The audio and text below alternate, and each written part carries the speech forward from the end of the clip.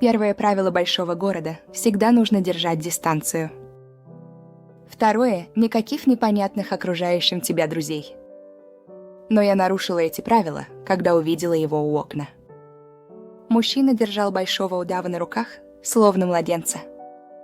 Я замерла, но он тихо прошептал: «Это просто нежность». Мне стало очень неловко за собственные давние страхи.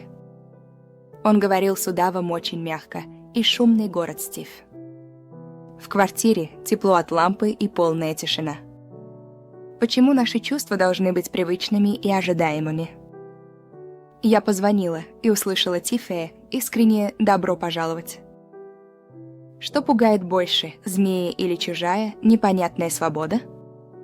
Я шагнула внутрь. Может, правила пишут боящиеся всего нового?